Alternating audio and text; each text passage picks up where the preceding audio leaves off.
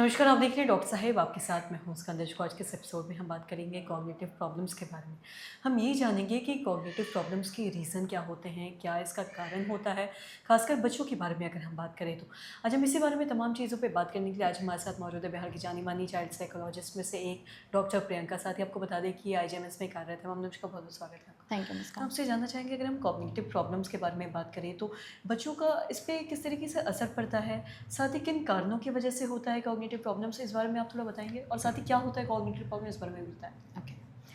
Cognitive problem का मतलब ये हुआ कि हमारा जो executive function of the brain है, जैसे हम डिसीजन मेकिंग करते हैं, प्रॉब्लम सॉल्विंग करते हैं, लर्निंग करते हैं किसी चीज़ की, या हम किसी चीज़ को मेमोराइज़ करते हैं, अटेंशन देते हैं किसी चीज़ पे।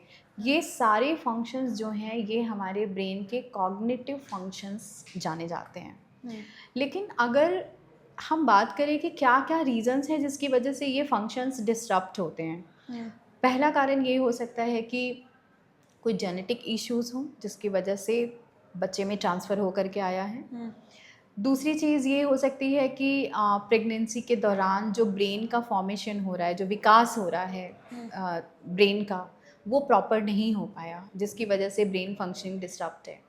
या पैदा होते समय कोई प्रॉब्लम हो गई, जैसे डिलीवरी के टाइम कई बार होता है ना, नॉर्मल डिलीवरी, सी सेक करना है, तो उस समय पर बच्चे को कोई इंजरी हो गई तुरंत, या फिर पैदा होने के बाद के कॉम्प्लिकेशन, जैसे बच्चा पैदा तो हो गया सही सलामत, बच्चे का ब्रेन भी ठीक ठाक से डेवलप पूरा हुआ पड़ा है, लेकिन बाहर आकर के बच्चा रोया नहीं, हुँ, जिसको हम हाइपॉक्सिया बोलते हैं। तो बच्चा नहीं रोया तो तुरंत जो ऑक्सीजन उसको ब्रेन तक जाना था वो नहीं मिल पाया, तो ब्रेन का हिस्सा वहीं ख़राब हो गया। हुँ, उस वजह से भी आगे चल कर के ब्रेन की फंक्शनिंग में प्रॉब्लम, दिक्कत होती है, समझ में आती है। इसके अलावा सब कुछ अगर ठीक है, जेनेटिक प्रॉब्लम नहीं है, बच्चे के बर्थ कॉम्प्लिकेशंस नहीं हैं, लेकिन बच्चा थोड़े दिन बड़ा हुआ, 6 महीने, 1 साल, उसको मान लो किसी भी तरह से जैसे सीज़र आ रहे हुँ, हैं, ठीक है? उसकी वजह से भी ब्रेन का जो एरिया है, डिफरेंट लोकेशंस हैं, वहाँ पर इश्यूज़ होते हैं। उसकी वजह से भी ब्रेन फंक्शनिंग डिस्टर्ब हो सकती है। या फिर बच्चे को सही स्टिमुलस या एनवायरनमेंट नहीं मिला। जैसे आप अगर सोचो, एक रिसर्च, बहुत फेमस रिसर्च है कि एक बच्चा पैदा होते के साथ ही जंगल में अगर उसको रखा गया, तो 4-5 साल के बाद में अगर हम उस बच्चे को लेकर के आएँगे तो उसके ब्रेन का फ़ंक्शंस वैसा नहीं होगा जैसा कि बच्चे हमारा और का। आपका होता है। इसका मतलब है कि एनवायरनमेंट भी बहुत इम्पोर्टेंट होता है। ऐसे रिसर्च बताते हैं कि जब एक स्ट्रीट में बच्चा पैदा होता है और एक बहुत नॉर्मल बड़े घर में बच्चा पैदा होता है, दोनों का आईक्यू इक्वल रहता है। लेकिन 5 साल के बाद जो बच्चा स्ट्रीट में पल-बढ़ रहा है, उसको क्योंकि प्रॉपर ना न्यूट्रिशन मिला है, ना तो सही देखभाल मिली है, ना तो उसको किसी ने बताया है कि ये कलर होता है, ये क, ख, ग, घ होता है, ये ABCD होता है। तो ये जो स्टिमुलस, एनवायरमेंटल स्टिमुलस बच्चे के ब्रेन को देना है, अगर वो प्रॉपर नहीं मिला, तो भी ब्रेन फंक्शनिंग्स डिस्टर्ब होती हैं। तो हुँ। ये रीज़न्स हैं जिसके कारण हम कह सकते हैं कि हमारा ब्रेन और उसकी फंक्शनिंग अफ़ेक्ट होती है। जी, तो इसका मतलब उपाय क्या हो सकता है? अगर हम इसके बारे में जैसे आपने बताया कि लर्निंग प्रॉब्लम होता है, उन्हें ठीक तरीके से बताया नहीं जाता है। हुँ। तो मतलब इसका किसी बच्चे को ये समस्या ना हो, कॉग्निटिव प्रॉब्लम्स के बारे में बात करें, तो इसके लिए वो पेरेंट्स को क्या चीज़ों को ध्यान में रखना चाहिए या फिर करना चाहिए बच्चों के साथ? अ, ये कुछ ऐसी चीज़ें, जैसे मैंने बताया ना कि जेनेटिक, ये तो आपके बस में नहीं हो नहीं सकता। है।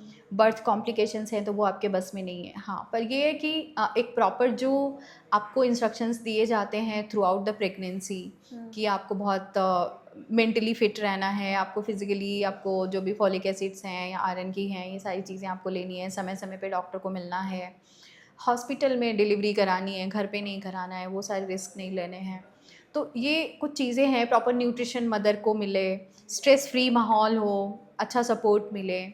तो इन सारी चीज़ों से हम पॉसिबिलिटी कम कर सकते हैं कि हुँ, कॉम्प्लिकेशंस ना हों। पैदा होने के बाद बच्चे का सही केयर, उसको प्रॉपर पीडियाट्रिशियन ने चेक किया, बच्चे के सारे जो नॉर्मल डेवलपमेंट सही से हैं कि नहीं है, वो सारी चीज़ें, इन सारी चीज़ों का ख़्याल रख सकते हैं। लेकिन अगर कोई कॉम्प्लिकेशंस हो गए, अगर मान लो कि ब्रेन को क्षति पहुंच चुकी है, हुँ, तो उस क्षति को हम कभी भी क्योर नहीं कर सकते हैं, क्योंकि ब्रेन को चेंज नहीं कर सकते हैं। तो उस चीज़ के साथ में हमेशा आप देखोगे कि अगर कहीं पे भी कोई भी बच्चा हमारे पास आता है जो कि कॉग्निटिव फंक्शनिंग जिसकी डिस्टर्ब्ड है, इशू है, तो हम सिर्फ एक सपोर्ट सिस्टम में काम कर सकते हैं। कोई दवाई, कोई ऑपरेशन काम नहीं आता है। तो उस समय पर parental counselling, parental psycho education ये बहुत इम्पॉर्टेंट है कि उन्हें समझ में आए कि बच्चे के साथ हमें कैसे बिहेव करना है। मारपीट करके हम कोई चीज़ नहीं सिखा सकते, क्योंकि डेफिनेटली बच्चा अगर बाकी बच्चों के जैसे बिहेव नहीं करेगा तो पेरेंट को लगेगा कि ये क्यों नहीं कर रहा है। तो प्रेशर नहीं देना है, कंपैरिजन नहीं करना है, इन सारी चीज़ों का ख्याल पेरेंट्स को रखना बहुत ज़रूरी है। बहुत बहुत शुक्रिया तमाम जानकारी देने के लिए। तो आशा करते हैं दर्शकों कि जो तमाम जानकारी है आपके लाभदायक है। तो आज की इस वीडियो में इतना ही। वीडियो देखने के लिए आपका धन्यवाद।